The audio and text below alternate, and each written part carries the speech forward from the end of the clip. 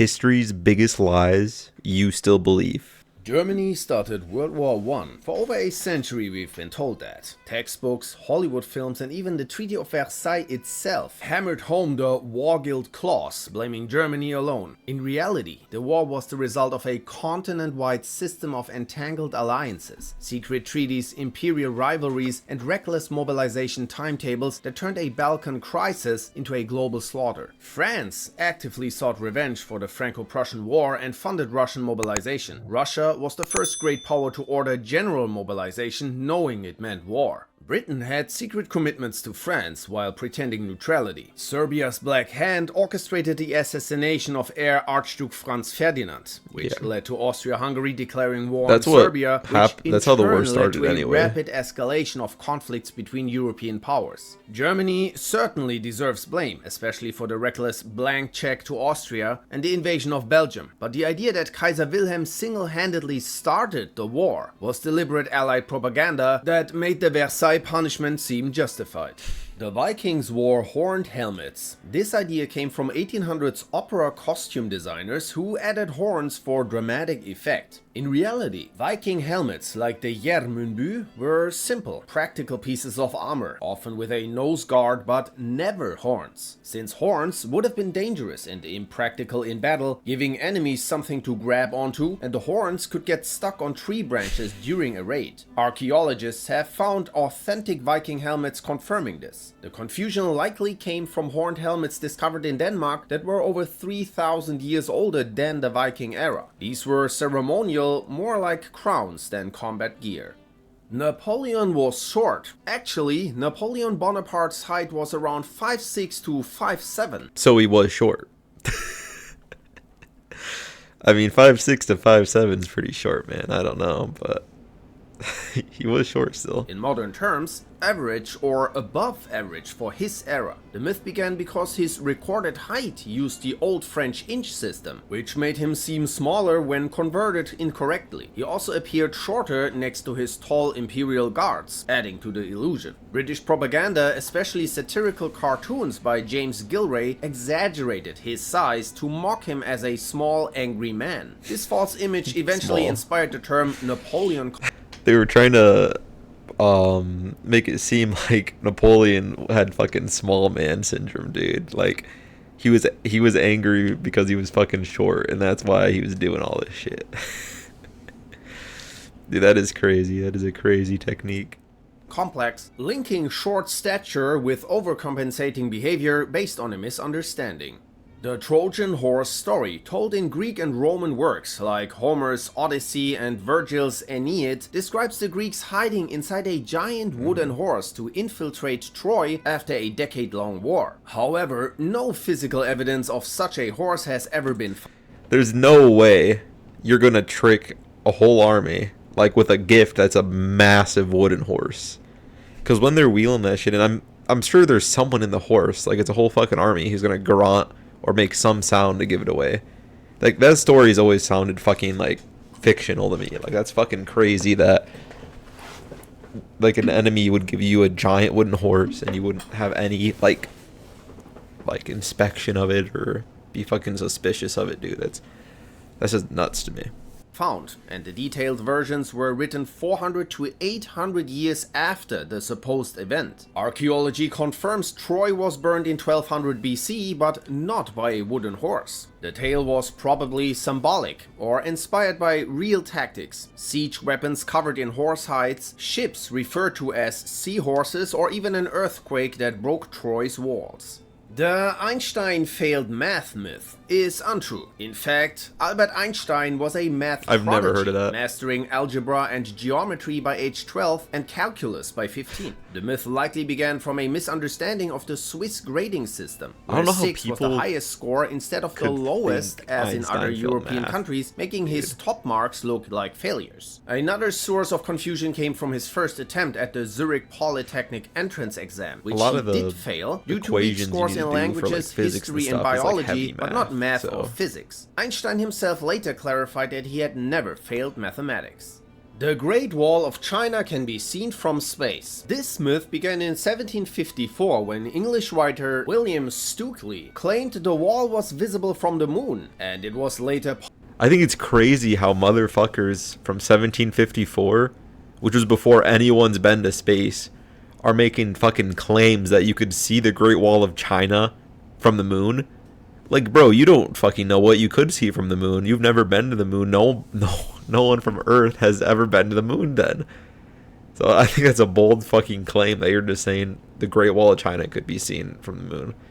And even if I was told that, like, in today's age, I wouldn't believe it either, because, dude, the Great Wall of China, it's very long. It's not, like, so big you're gonna see it from space. Like, it's very long across Earth, and like it's not really even like super tall or anything. It's not like that big to see from space. Popularized in a 1932 Ripley's Believe It or Not illustration that repeated the false claim. The wall is too narrow and blends with the landscape, making it almost invisible even from low Earth orbit. Astronauts have confirmed this, noting that highways, airports, and dams are far easier to spot with the naked eye. The idea persisted because of the wall's immense length and early speculation, but in reality, only special cameras or satellite imaging can detect parts of it under perfect conditions. Columbus discovered America. When Christopher Columbus arrived in 1492, the continents were already inhabited by millions of indigenous peoples who had lived there for thousands of years. Norse explorers like Leif Erikson had reached North America, likely in present-day Canada, around the year 1000, centuries before Columbus. His voyages were limited to the Caribbean and parts of... I think the whole thing about Columbus discovering America wasn't really in him actually being the one who first discovered it, because obviously it was that guy I showed a second ago.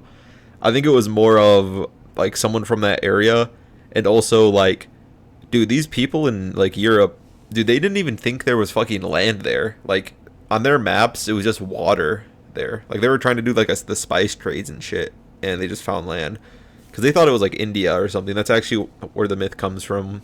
Like why they thought they were Indians and why some people called Native Americans Indians, because Columbus was looking for India to do the spice trade and he ran into the Americas. So I wouldn't say it's really the first person to discover it, but it's like the first person to discover it and like popularize it, because then actual more Europeans came and like tried to colonize it and shit, which they did end up doing. So it really was like the founding of America, and because that's when the Europeans started coming over and fucking taking that shit over, I guess, dude. So I would say it's more of a figure of speech that he discovered America. It's more like he kind of popularized it, and dude, he's the one who got it. I mean, he got it on the map. I mean, I wouldn't even say it was him, honestly. Like the guy on his ship too, like who like saw the land. He was the one who like discovered it, but Columbus was the main boy who was sent on the mission, so everyone just knows his name, you know. But dude, he did some heinous shit. Anyways, let's get back to it. Central and South America. He never set foot on the mainland of the modern United States. Columbus also believed he had reached islands near Asia, calling the locals Indians, unaware he had encountered an entire separate continent. Rats spread the Black Death. Recent research from the University of Oslo suggests the plague that killed a third of Europe in the 14th century was more likely spread by human fleas and lice, not rats. Humans back then, like, they didn't believe in shit that was too small to see. Like, they believed if you can't see it, it doesn't fucking exist. Or there's a reason something's happening that's, like, above you. Like, dude, during the Black Death, they thought it was, like, fucking God. Like, God's fucking pissed off at them, so he's just fucking massacring everyone and like all the non-believers and shit. Like most of them didn't even think it was rats, or like they didn't believe in bacteria and shit. They didn't know what bacteria was. Like one of the treatments for the Black Death is they would get what was it? A chicken. They would shave a chicken's ass and put his asshole on the fucking like wound to fucking like suck up the bacteria or something, because their reasoning for this was the chicken would get sick, therefore the sickness was transferred to the chicken, which we know that's not how it works. It was just more bacteria spread and it went to the chicken. And dude, the chicken's ass, I know there's some bacteria on that too. So that's not definitely not helping.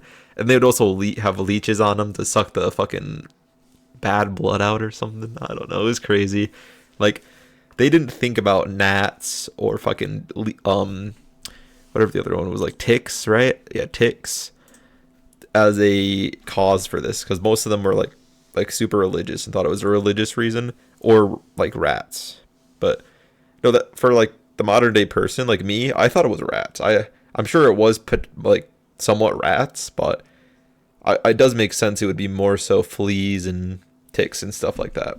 When scientists compared models of how the disease spread, the pattern linked to human parasites matched historical death rates far better than the rat-based model. This means the real culprits were likely human-to-human transmission through parasites, not the rodents long blamed for one of history's deadliest pandemics. Yeah. The samurai hated guns. When Portuguese traders introduced firearms to Japan in 1543, samurai in fact quickly adopted and mastered them. Japanese gunsmiths began producing their own matchlock guns, improving the designs and creating tactics far ahead of their time. Warlords like Oda Nobunaga used firearms to great success by defeating traditional cavalry with organized gun formations. Firearms later declined during the Edo period. Anyone who is like who discovered guns and were in military, they fucking loved it because you could kill your enemy like so easily from far away, like without the bow. Obviously it's more effective than the bow because it could hit through armor and shit.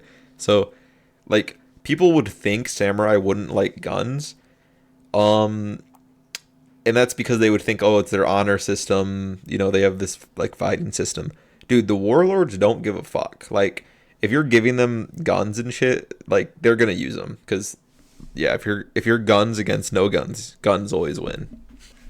Not because samurai rejected them, but because the Tokugawa government restricted their use to prevent rebellion during an era of peace. The idea of samurai rejecting guns came centuries later, popularized by films like The Last Samurai. In reality, samurai used firearms as tools of war and integrated them into their training. You have to. The Salem sword witch against trials in colonial guns Massachusetts are often associated with the image of a woman being burned at the stake. They took place from February 1692 to May 1693. Accused 200 people of witchcraft, convicted 30 and executed 20, but none were burned. Executions were by hanging or pressing with heavy stones. The idea of burning... Yeah, I just had a funny thought. Imagine showing someone during this time like a fucking AI video, bro. They would definitely think you're a fucking witch, bro. Like, some of the shit they would accuse you for being a witch is crazy. Like, a fucking magic trick. Just something that amazes them. You're a witch. It's witchcraft. Like, it's fucking crazy. Like, some wife cheats on the husband. Oh, you must be a witch. The witch has possessed you. I don't know. So they... I mean, I guess not burn them at the stake as we're learning, but fucking hang them. It's definitely more convenient to just hang someone, by the way, than burn them, because you gotta get all the fucking wood and shit, and burning someone is such a fucking gruesome death. Burning witches comes from European practices in countries like Germany, Scotland, and France, which later generations mistakenly applied to Salem. Yeah, I wonder why it came from Germany, bro. Roman vomitoriums. The common myth portrays the vomitorium as a special room in Roman villas, where the wealthy would go to purge themselves during a banquet feast, so they could eat more. In reality, Romans did not vomit between courses. Ew. Some maybe did, but at least not in dedicated rooms. The so-called vomitorium was a passageway in amphitheaters and stadiums. Its name comes from the Latin vomere, meaning to spew forth, describing how the passageways efficiently emptied large crowds, like the Colosseum's 50,000 Dude, I don't know anyone who's spectators ever in thought about of this 15 fucking minutes. The misconception arose from later writers misinterpreting the term, and today vomitorium still refers to crowd exit passageways in modern venues.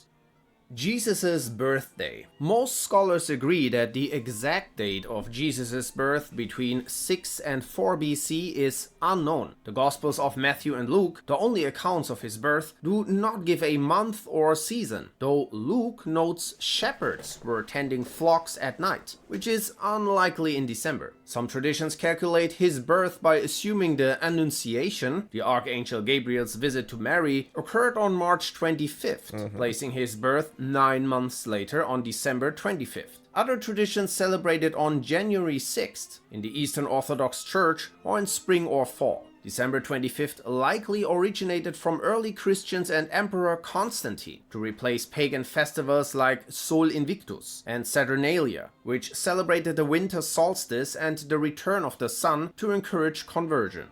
The Great Chicago Fire of 1871 killed over 300 people and left many homeless, but the famous story of Mrs. O'Leary's cow knocking over a lantern was fabricated by a newspaper seeking a sensational tale. I have not heard of this one either. Being poor, Irish, Catholic, and a woman, made an easy scapegoat. The true cause of the fire remains unknown. Historians suggest possibilities like neighborhood boys with a cigarette or even a meteor shower igniting fires across the area. The humans thought the Earth was flat myth.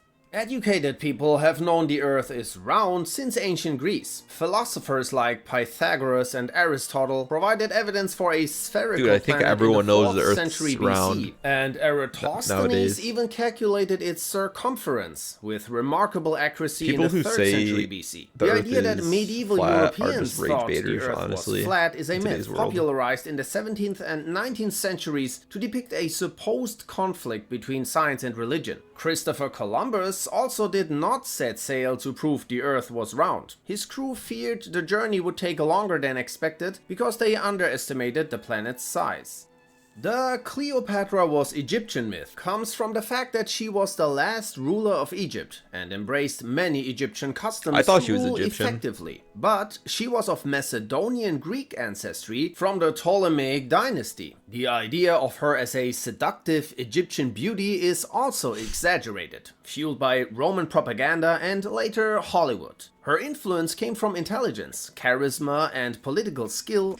Dude, that's so fucked up. They made a rumor that Cleopatra, like, she got a rule from just being beautiful when she actually got it from being smart, good at politics, and good at speaking, bro. That's crazy.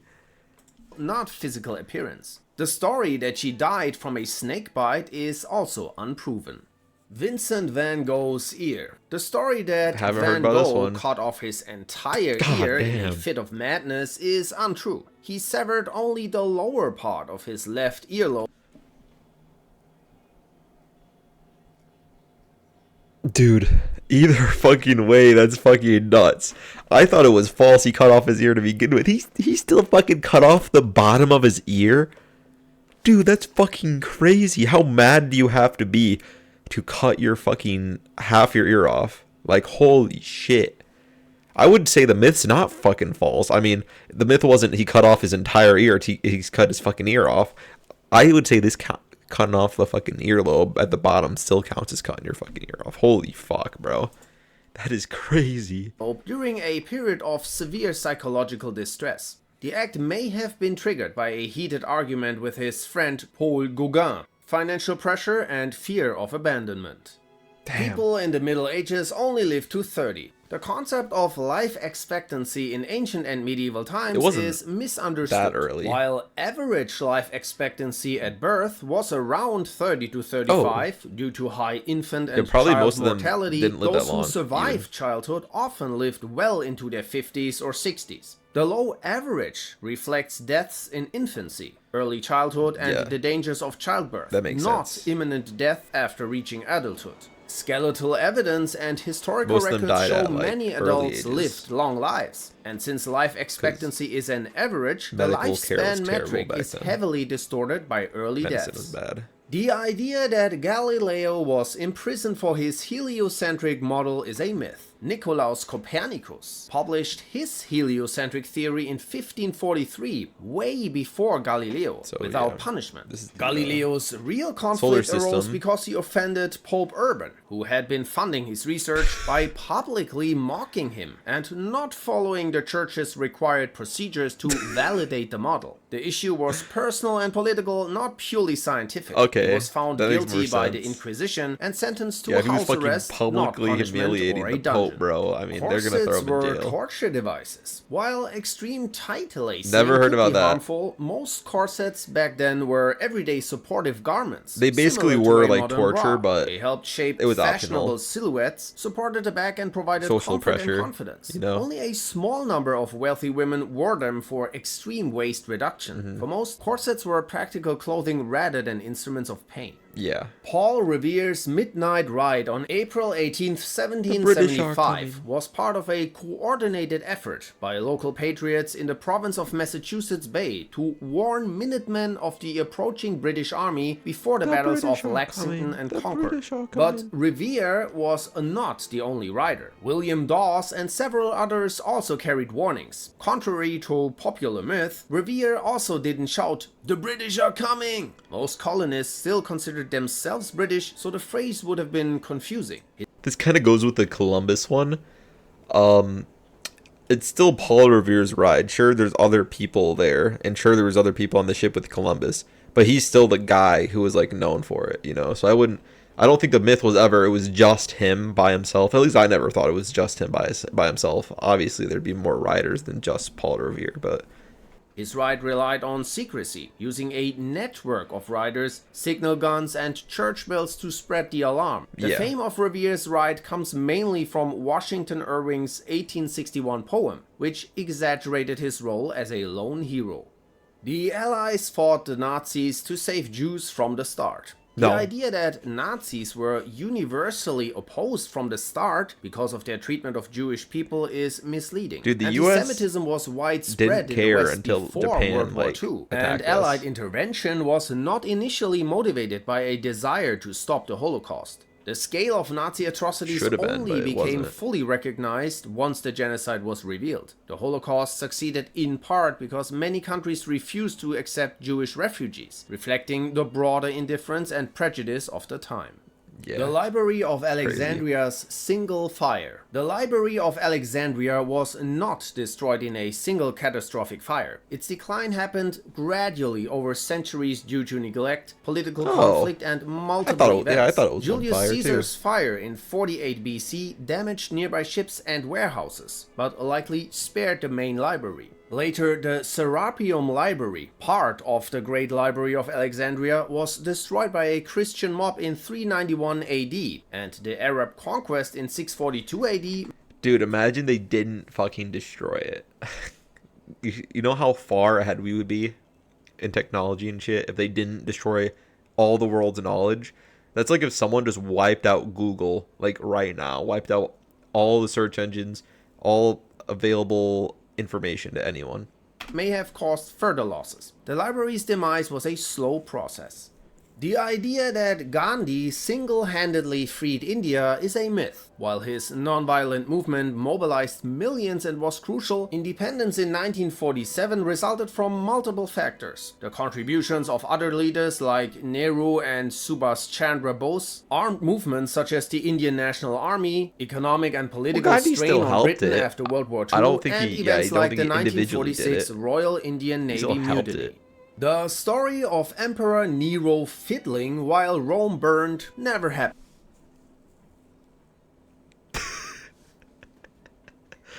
Bro, this is not how I imagined Emperor Nero to look, bro. Nero fiddled while Rome burned. Where the fuck are they pulling these myths, bro, out of their fucking ass? I've never heard about this motherfucker fiddling, bro, while Rome burned. The Great Fire of Rome in 64 AD destroyed much of the city, but the violin didn't exist until nearly 1,000 years later. Historical violin didn't accounts even by exist, Tacitus bro. and others, written decades after Nero's death, combined fact with rumor. Tacitus records that Nero wasn't even in Rome when the fire began. He returned to organize relief efforts, opened his palaces to shelter the homeless, and arranged food supplies. He was The a good image of guy. Nero playing music while the city burned likely arose as a metaphor for neglect, shaped by later writers who viewed him as a symbol of corruption and decadence. Propaganda turned a complex ruler into a cartoon villain. The pyramids were built by slaves. That's what I thought. Archaeological evidence shows that the pyramids were constructed by paid, skilled workers, farmers and seasonable laborers, not enslaved people. Okay. Excavations have uncovered a workers' village near the pyramids, complete with dormitories, bakeries and even a hospital, indicating an organized community. It'd definitely be the builders' easier tombs, to have found close to the skilled pyramids, artisans contained build food it. offerings, but no treasures or signs of mummification, suggesting they were honored workers rather than slaves. Studies of their remains show they ate meat regularly and suffered from injuries consistent with heavy labor, not abuse. The myth likely came from Greek historian Herodotus, who visited Egypt long after the pyramids were built and was later reinforced by Hollywood. How and whether humans alone built them remains another debate. Alright guys, those are myths that are commonly believed. Let me know which ones you believed, which ones you didn't believe, or didn't even hear of. I didn't hear about a lot of those before now, but hopefully you enjoyed the video. You know, it was interesting. It was interesting, like different ways to think about things, I guess. But yeah, that's about it. See ya.